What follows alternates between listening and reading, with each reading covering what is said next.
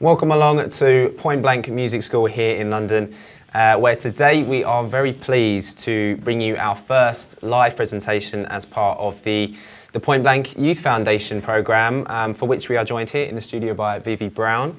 So yeah, here at Point Blank, we view music as a tool for social change. For us as an organisation, we want to help inspire young people out there, help engage you guys, help you to kind of achieve your goals and to start on a path to a successful career. So for these reasons, we've this year created the Point Blank Youth Foundation programme as a means to kind of help engage and inspire young people in Hackney. So yeah, today for our kind of very first broadcast, we welcome the extremely talented Vivi Brown, Ireland-signed singer-songwriter, to talk to you guys a bit about her experiences in the industry, her kind of life and career experiences, and also to answer your questions and offer any words of advice and encouragement for you guys out there. So any of you looking to break into the creative industries or get into music, get posting in the chat room and I'll be relaying your questions as we go. So yeah, we're very kind of happy to welcome a few different schools and colleges here in our local borough of Hackney. So you guys who are watching from school, from college, make sure you get posting in the chat room. I'll be putting all your questions forward to Vivi. So anything you want to know, go ahead and ask. So right, let's get into it and welcome along Vivi Brown. How are you? I'm good. How are you? Very well, very good. The first thing I thought we should probably talk about is kind of a bit about your background, really, how you originally got into music and those kind of early days of starting out on your kind of path to where you are now, really. Yeah. Well, it's been a really long road for me. I remember starting at school, really.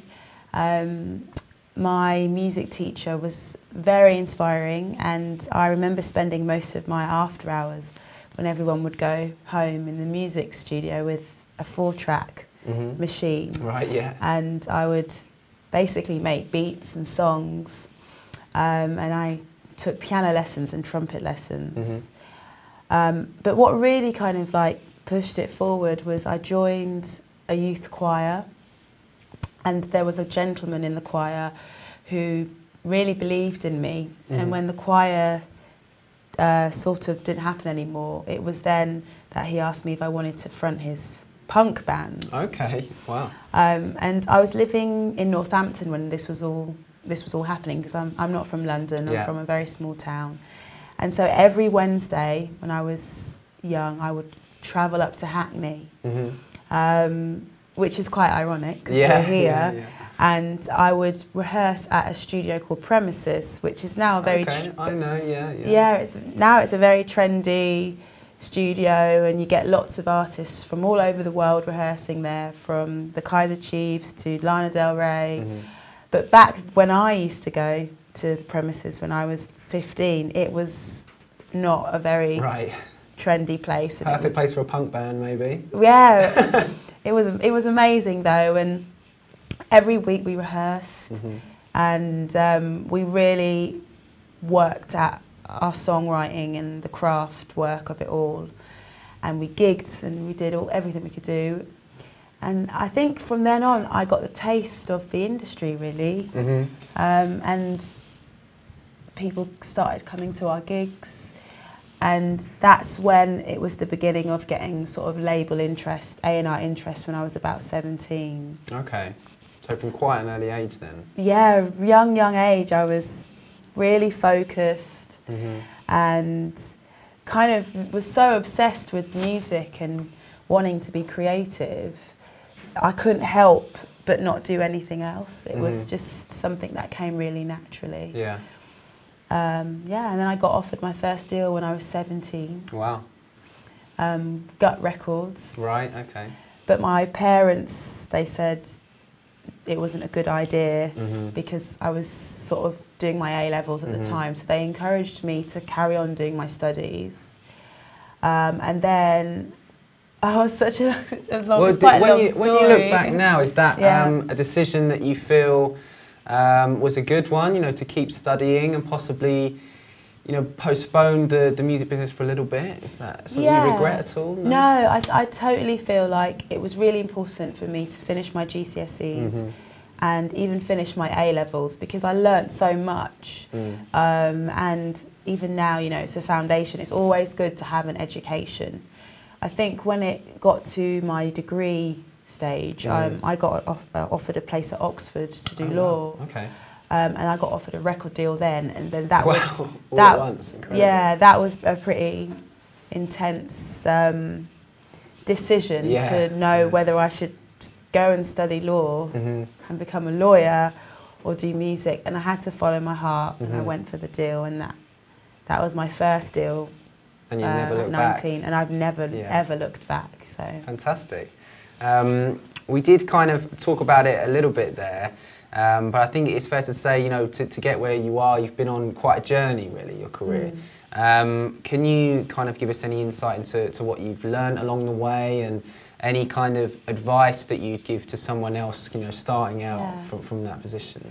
I think the one thing that I've learned is the art of being patient, because we live in an industry right now where everything is happening so quickly with the X Factors and you know, all of these TV shows, but I think that's an unrealistic model on a lot of musicians' lives, especially, you know, the serious musicians who, you know, I look up to. It takes time, it really takes time, and you've got to really be focused and expect there to be failures at times and things not to go right, but you just have to keep going and going and going and perfecting your craft and learning about yourself as an artist, because you're going to go through so many different stages as a musician or a filmmaker or a creative or anything, where you're going to keep learning about new ways to write songs, new ways to edit, new ways to make film, you know. So enjoy the ride and be patient enough to embrace the different stages. Even now in my career, you know, I'm still learning. I'm still transitioning into that second album stage, where it doesn't really ever get easy. It's always a constant struggle of learning and waiting and working really, really hard. But it's all about the result, I guess. You know, if you're prepared to be patient and put in the work, it's going to be worth it. Oh, totally. Like, I mean, 16 years old, even before that, I've been working, doing music. And we sold 1 million records in America, and we went #1 in France, and I finally got my discs. And I'd always thought about, you know, when you're at school or, you know, you dream about, when you watch MTV Cribs, you dream about having... A wall full of them. And when I put them up in my studio, it was just like, I've been working for like over 10 years and I finally got these discs, and it's just so worth it. So I would encourage everyone who's interested in any kind of creative field to just never give up and just keep going. Very, very good advice. Let's have a quick look and see if we've got any questions. Guys, you watching at school, watching at college, watching from home as well, you know, get your questions in, and I will be putting them forward to Vivi as we go. We've got one from Stoke Newington, from Stoke Newington School. The guys there have asked who your musical inspirations are and why as well. Well, I've got quite a broad spectrum of inspiration, but I love Bjork because she's like really innovative. Like she pushes the longevity as well for Bjork. You know, she's always fresh. She's always incredible. And the one thing that I learned from her is, and which is really important as an artist, is to follow your instincts. If you've got a gut feeling about what you're creating and you feel that it's right, follow your instincts, because, you know, Bjork, she's really abstract, she's very different, there's only one Bjork, but if she compromised her artistic credibility and the things that she wanted to do, we would never have a Bjork. There might be a Bjork in your classroom. Yeah. And if you don't follow your instincts, then you're completely gonna, you know, compromise what you want to do. Huge fan of so many. There's so many. How about your early Mick memories? Jagger. Yeah, so Mick Jagger. I mean, Rolling Stones. who was being played in your household when you were growing up? Who kind of those first hits of, you know, wow, this is what I want to do? Well, I was obsessed with Whitney Houston. Yeah. Obsessed. Yeah. Because she was the first, like, in fact, my first CD was Boom Boom Shake the Room by Fresh Prince. Yeah, I know that And one. then Crisscross. Yeah. So I was really into hip hop. So I was listening to a lot of De La Soul and all of that kind of stuff. That's how I got my name Vivi, because I used to MC in the playground. Oh, we used to have hip hop battles. But then when I heard Whitney Houston's voice, it was like you know, you're young and there's just this big booming voice, and I used to go home literally after school and study her. So I used to sit by the hi-fi with my headphones and listen to all of her latest albums. Yeah. So Whitney, hip hop, reggae music. My parents listened to a lot of old school lovers rock and ska music. And my mum had loved Lisa Stanfield. Lisa Stanfield, wow. She had the vinyl of Lisa Stanfield, so I remember listening to that in the house when my mum was hoovering and cleaning and things. How about any people that you're kind of looking at now, you know, who are possibly coming through, or you know, are kind of doing it for you at the moment, people that you're buying their music? Well, I am a massive fan of an electronic band called Little Dragon. Yeah, I know them very well, yeah. We went on tour with them in America for about a month, and it was the best experience of my whole entire life, because I am an avid fan. Like, every single gig, I'm there, I'm at the front. And I remember we were on the tour bus with them, and I usually have a role. I don't know if anyone knows what I look, but I usually have a 1950s role. But so they knew me. Whenever I'd go to their gigs, I'd have my hair down like this. So they got to know me as Vanessa, the fan, with my hair down. So when I was on their tour bus, because we shared a bus together, I had my hair down. I didn't have the whole VV. They didn't put two and two together at first. So they thought that I was the crazy fan on their tour bus, and I was like, no, it's me. It's promise I'm meant to be here. I'm meant to be here. We're going on tour together. And they were like, we were crying of laughter. So yeah, I love Little Dragon. There's an electronic artist called Comtrues, who's coming out of the Brooklyn scene. He's really, really cool. I'm really listening to a lot of electronic music. I love Bon Iver. Yeah. Really love his records. Really vulnerable and innocent. Oh gosh, Factory Floor. Okay. I really like them. But then I'm a huge fan of a lot of the more commercial stuff. Like I think Adele is amazing. Yeah, incredible. And who else? There's so many.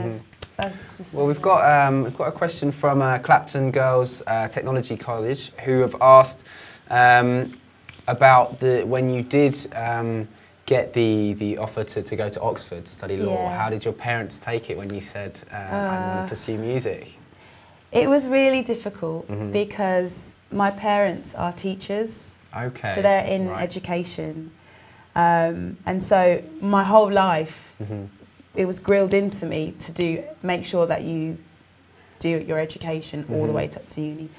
So they were nervous because this business is a unpredictable business, definitely. and it's very fickle, and it's hard, and there's a lot of artists realistically that don't break through and are trying for years. So my parents were really worried that I wasn't going to achieve the things that I wanted. But the thing that gave them a little bit of relaxation was they gave me a year.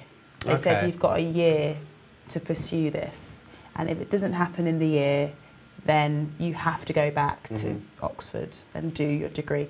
And it was in that year that I managed to land a deal. I mean, that's quite a supportive, way to be. I think it's to give you some time to kind of, for one thing, think about it and obviously make a real go of it, and then come back to it if it doesn't work out. Yeah, I think you just got to follow your heart, I think it's not a nice existence to do things that you don't have passion about. It's just, I think when you do something that you're passionate about, you'll find that you'll most probably end up okay, because passion is a really strong catalyst to success.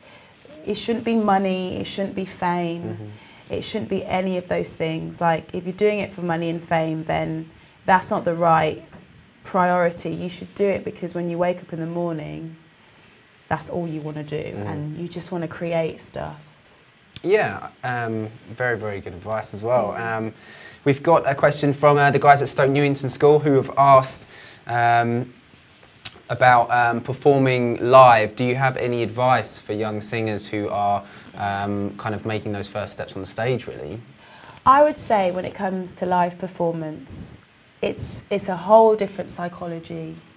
The first bit of advice I would say is it's always good to go out and get gigging, whether it's a pub, a bar, wherever you can. Just pick up your guitar or your keyboard, anything, and just get out there and just gig, because you'll never learn more than actually being in the arena of a live setting. So just get out there and gig. When I was young, I did every single pub you could think of, from Camden to Shoreditch, all the way up in Battersea. Like, it was, I went on this website called gigslive.co.uk, and I literally emailed every single promoter. The second thing I would say is learn the craft of just homing into yourself as an artist when you're on stage. Don't worry too much about what anyone else thinks. Just like concentrate on your art, your craft, your performance, and you'll find that people connect better to you as an artist on stage when you're not worried too much about what everyone else is thinking. And then the third thing is just like grow. Even myself, every live gig I do, I'm always like learning, how can I make it better? Should I incorporate visuals? You know, like all these things, you never stop. So you're kind of absorbing what's going on and thinking about it for the next time, etc. Yeah. And really respect the beauty of your fan base, because you will start off doing gigs where there will be nobody in the audience. I mean, I've done gigs at, you know, the Troubadour and, you know, like the sort of venues around Shoreditch, and I'd play my piano and there'd be no one in the room. Yeah. Like, that's part of the hustle. Like, sometimes there will be no one in the room, but then when you keep going and then you sell out Shepherd's Bush Empire or you go on a headline tour, it's those roots that keep you grounded, that make you respect the journey and be grateful for remembering when no one cared, you know. Yeah, really appreciate those moments. Yeah. We have a question from the guys at I've lost it now, at B6, who have asked, wait a second, I've lost it now, who have asked about the steps to getting in the industry. You know, do you think there is any advice that you can give to making, you know, the first few steps on the ladder, really? I think the best thing to do when it comes to trying to get in the industry is gigging is really important, because, you know, A&Rs and record label people, they are out and about searching for the next thing. But I think the most important thing, especially being in this digital age, is to get your online thing right. So meaning get really savvy with the internet, meaning make sure you've got Facebook and Twitter, you've got your songs up online, you know, you're uploading live videos all the time. Because I feel like artists that are really doing well, understanding the digital age and the internet, are the ones that are truly getting heard by industry types. Really network online. It's really, really, really powerful. Build your fan base. You know, there's artists that are, you know, setting up their own record companies because they're putting up music themselves and getting millions of hits and releasing their own music. So don't even be afraid to set up your own label. like Dizzy Rascal, MIA, right, yeah. a lot of these artists, they set up their own companies. I'm really good friends with the guys at SBTV. Yeah. And, you know, like... That's Jamal, an amazing story. Yeah, Incredible. Jamal set his own business up. So I feel like we're living in an industry and an age where you don't necessarily need to rely on the major label. You can do it yourself. You can work your fan base.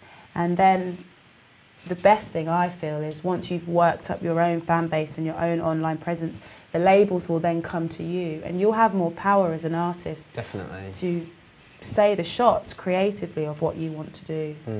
Amazing. I think you're definitely right. You know, we are in a privileged age where it's possible to make stuff happen for yourself, really go out there and do it. Totally. We've got another question from the guys at B6 who have asked advice for songwriting. So how do you start, you know, find your inspiration in writing a track? Well, for me, when I'm writing a song, I really get inspiration from visuals. So at home, I've got a projector on my wall and I kind of like put on a video that really inspires me and then just look at it and just write on the piano to it and whatever comes out. But there's so many different ways to write a song. Like everyone has different kind of processes. I believe that melody is the most important thing, then lyrics, because it's the melody that captures the person first, I personally think, a lot of the time. So just see it like hip-hop. When we used to do hip-hop battling, we would just like spit, things would just come out, just flow. So if you're a producer and you can make beats, make your beat and then just start flowing over the beat, just anything. It could just be anything that comes to your head. And then the next stage is the editing stage. So you take all the stuff that you've just thrown on your palette, on your beat, and then you just start to pick out the right melodies, the right hooks, the things that you think, okay, I like that bit, I'm going to make that the chorus. I like that bit, I'm going to make that the verse. That's how I tend to write. But then there's also the spontaneity of always, wherever you go, carry your dictaphone in your bag, because you can get ideas from the train, the sound of the train, from anything, and then you can just, and the dictaphone's so old school, you can use your iPhone. I didn't even think of that. Yeah. Use your iPhone or your phone. Just like sing melodies into your phone. Invest in some kind of program. Like you don't have to get anything expensive. Get a 4-track. You can get a 4-track machine on eBay for like 20 quid. And get a cheap keyboard and just start making music. And that's what that's what I'd say about the songwriting process. And as you develop as an artist, you'll find your way of writing and you'll learn how to touch on that and get into that process quicker the more you just do it and do it and do it and do it. I think it's really interesting about the visual thing. I love the idea of sat there with a giant projector, you know, just kind of drawing inspiration from it. That's wicked. It really helps me. It's really cool. And then especially when you hear the mix back and then you watch the mix with the visuals, it kind of starts to give you ideas for like music videos and like live show as well, I suppose. Wicked. Okay, we've got the guys at Clapton Girls' School have asked, the girls should I say, have asked if you have any advice for someone who's still in school but is looking to kind of break through and you know, with a view to get a record deal. I guess it's slightly harder to go out and get gigs. What do you think? Well, when I was very similar to you, I guess, in a sense that I really wanted to do music from when I was a very young age. From 5, really. I know that sounds really cheesy. I think talk to your parents. It's really important to talk to your parents and tell them how serious you are about music and make it evident to them that it's what you want to do. But also, you know, the power of the internet, again, is, I mean, Justin Bieber was like really young and he just put up a song with his guitar onto YouTube and started to get interest. So tell your parents you're interested and use the internet as your platform to showcase your talent, and don't be afraid to do that, because it is difficult when you're 14, 15 to just go out to those kind of gigs where there's like alcohol and things, and it's not the right environment. But the internet is so yeah, I totally powerful. agree. Yeah. It's an amazing platform for exposure. It's there's no restrictions. You can create a track or post a video, etc. with SoundCloud, YouTube. There's all sorts of stuff. Yeah, I hope to see your videos, and I mean that at me. My Twitter is @BB Brown. So in the next week or two, I really expect to see. You can say I was the girl that asked you the questions, and this is my video. And then I'll retweet it, and then that's how it works. And then maybe someone else will retweet it, and then that's the machine of how you can get a record deal at 14 or 15. Yeah, the great thing about Twitter is that it's such an easy way to contact people. I think. Yeah. Okay, cool. Kind of a little bit following on from that, really. We've got a question from B6 College, who have asked about the people that you work most closely with live and at Island Records as well. Are there a group, a team that work with you? You definitely have a team. You have, first of all, you have your management team, and your management team are the people that look after you as an artist and have your best interests and make sure you have the right deals and no one's taking advantage of you. Then the next team is your record company, who look after the music aspect of your career. So that will include a TV plugger. A TV plugger is somebody who gets you on things like Jules Holland, when you see artists perform on X Factor and things like that. It's the TV plugger that's got them there. Then you have a radio plugger. Radio plugger is the person that tries to get your music on Radio 1 or Radio 2 or BBC 6. Then you have a PR person within the label, and they help you get in magazines and interviews. And then you have a project manager who basically makes sure that the whole team is working properly and everyone's doing their job.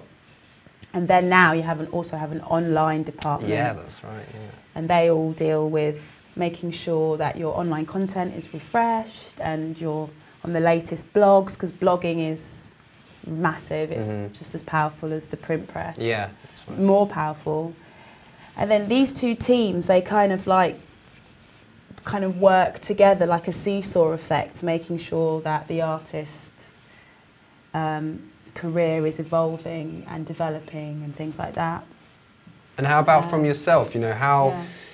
Is there ever a kind of push and pull between you as an artist and there is always a push and pull between a major label and an artist, I believe, between managers. But that's healthy. It's if you're a real creative and you're a real artist and you've got a vision, then there's going to be some conflicts sometimes, because we're all human beings and everyone has their opinions about things. But it's all for the greater good, I guess. You're all looking towards the, well, sometimes. It's all for the greater good of wanting the artist to be successful. But I would most strongly suggest that when you're dealing with a label, you have to know who you are as an artist, because a lot of the time, bigger labels, they're businessmen, they're not creative. So you need to walk into a record company knowing your vision. That's why it's really important. Now is so important in your life and your time to figure out who you are as an artist, and that comes not only from what music you want to make, how you want to look, how you want your Facebook page, even get deep, learn about fonts. Learn about what kind of font you want, learn about branding, all of these things. It's really important as an artist for you to know who you are, because if you don't know who you are, then you walk into a situation where someone will tell you who you are, and before you know it, you won't be the artist that you've always dreamed of being. So know what you want, and then no one can mess you up. I also think it's probably quite quite appealing for labels and A&Rs to see a kind of, you know, almost finished package. It must be quite, you know, for if you are an A&R at a label, to see someone who's really on top of their game and knows who they are, it must be, you know, must be a good foot in the door. Well, nowadays, labels are not really signing artists who don't have a complete package. So a lot of the time, management companies are delivering packages to labels that are practically ready to roll and release. So there's no development process. Yeah, it's very sad that the development process has gone within the label structure. Indie labels are different. You know, the indie labels are far more ready to get their hands dirty and develop an artist. But you know, still, it's just good for you to know what you want. Really, it's, you know, you're a creative, but you're also running your own business. This is your life. This is your career. This is your baby, but it's also your business. And if you're running your own business, you need to know your business plan, which means you need to know what you want to do. Cool. That's what I'd advise. Very, very good advice. Kind of following on from that a little bit, we've got a question from Clapton Girls, who have asked a kind of a relatively serious one about given, you know, the decline in record sales, what avenue do you feel is the way that is the best way to make money in the industry these days? The best way to make money is live, live performance. And that's why I feel like when you see artists like Radiohead, like giving out their music for free and things like that. There's a new, I actually watched a documentary called Press, Print and Play, I think it's called. It's an amazing documentary about the new era of creativity. Yeah, live music is where it's at. Build your fan base, sell your music. You might not make as much money as you did in the 90s, where people made like billions and billions. Yeah. But you create a strong fan base and you can tour. And that creates longevity. And you want to be the kind of artist that can sell out, you know, Brixton Academy 10 years from now, you know, and have a strong fan base that will follow you. So touring and live. I also believe that you can make your money from branding as well. Okay. You know, I was the face of Marks and Spencer's. That's right, for 3 years. And I mean, that was quite a good earner. So, you know, with record sales being, you know, down, there are so many other ways as an artist you can still survive, you know. But definitely the most important is live. Yeah, and I think it's kind of something that we are seeing a lot in the industry. I think, as you said, there are lots of people looking to give away tracks completely free, you know, give away a whole album for free, you know, in line with the fact that they are doing a world tour or, you know, UK tour, etc. And I'd also say, like, find innovative ways to do stuff. Like, I did a comic book. Okay. Like, I wrote a graphic novel. Okay, amazing. And then we sold it online. And, like, you're a creative. You don't have to just be, like, tunnel vision. If you like writing or illustration or making video, like, just find lots of different ways to like promote yourself as an artist. It doesn't just have to be one thing. Yeah, I guess, and you don't have to rely on what you've seen before, I guess. You know, try something new and see what happens.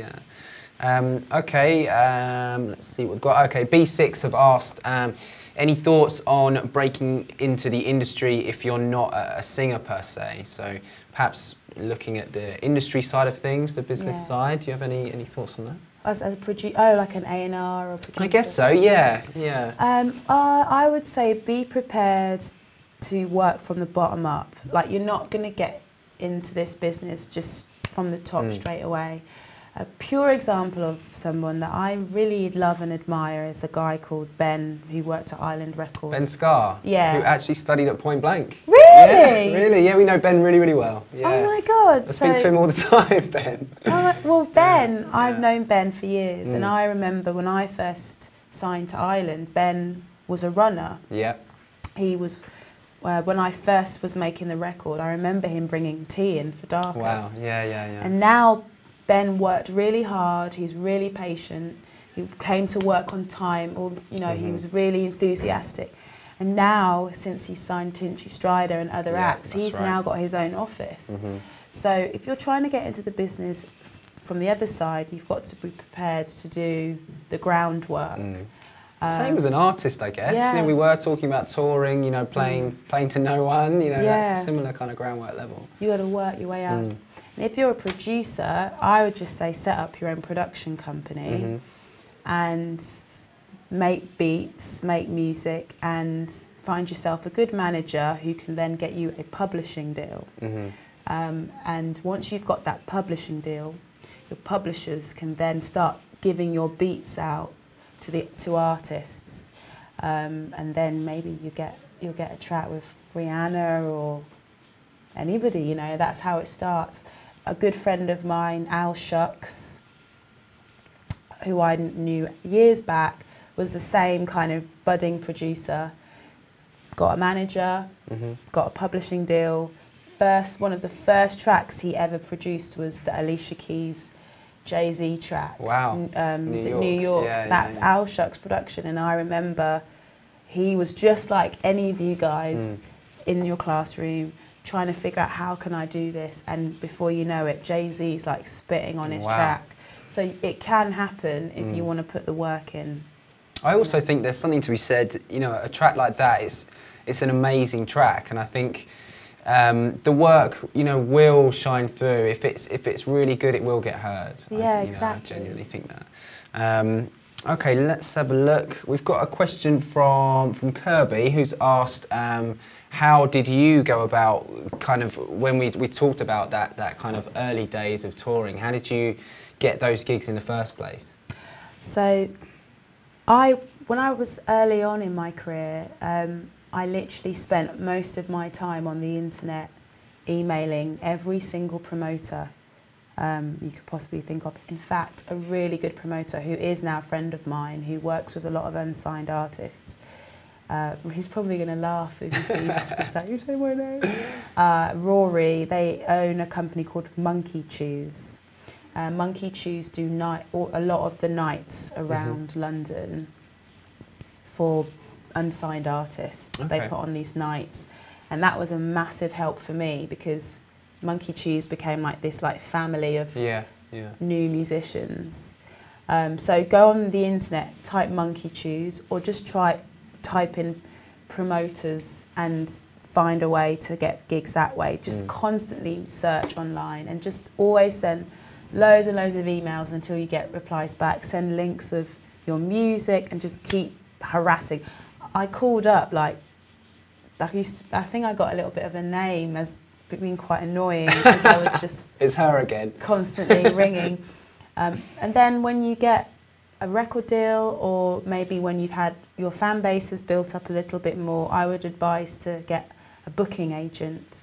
And a booking agent is someone who works on behalf of you to get you gigs, but that's something maybe a little bit later on down the line when you're maybe a little bit more established. When gigs are coming in, I guess you need to organise them a bit more. Yeah, exactly. So. Okay, cool. Keep the questions coming in, guys. I was also going to say on that point, I think, for most of you guys watching at home in London, you are in an amazing place where there is an array of unsigned kind of nights going on, and so it's definitely worth making use of those. Another thing that I was going to ask is about your, obviously, as we've spoken about, you've been in the industry for a long time and had quite an expansive career. Are there any particular highlights that really stand out for you? Yeah. I mean, I think when we sold 1 million records in America, which a lot of people don't really know about that in the UK, that was... It's a big deal, was really big, getting the discs. I think being #1 in France was amazing. Performing on David Letterman. I'd always dreamed of doing that. The Late Show. Yeah. Jules Holland, that was always dreamed of doing that. And I think we did a tour of France. And it was like 10,000. It was like a really big tour, and it was like really weird, like you had to pinch yourself. Yeah. People singing along to your songs and things. It made me learn as well about the when you're an artist, monopolising on the different territories, because that is something not many people know about, I guess. Yeah, because it's such a big world, and you get artists that are superstars all over the world. But for me, like, I'm not a massive star like Rihanna or Beyonce all over the world like that. But I have certain territories that I really am strong in. So I would advise as well as an artist, if it doesn't happen for you in the UK massively, don't be afraid to pop on a train and go to France or go to Germany or go to, you know, there's a huge world out there. So, I mean, I would totally that's great that. advice. Yeah, I think there are places, you know, there are lots of artists who have done that, I think, and who have become very successful elsewhere before home. You know. One thing springs to mind is a lot of US artists who come to England and find, you know, massive success in the UK before then blowing up across the pond. Exactly. Yeah, very good advice. How about you know, you've played a lot of festivals and a lot of gigs and touring. How is that as an artist? Does it really kind of, you know, broaden your spectrum? Do you learn a lot from those experiences? You learn a lot, yeah, you do. Playing festivals is very, very different from playing indoors. Sonically, like the sound is different because it's going into the air. But it's fun.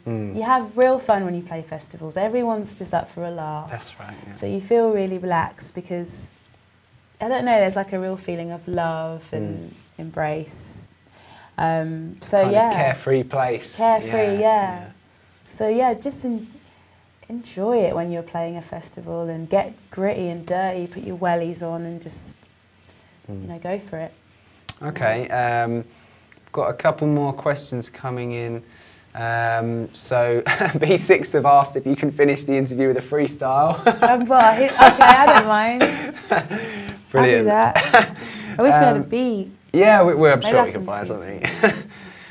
We've also got a question from B6 again, who have asked, did you ever...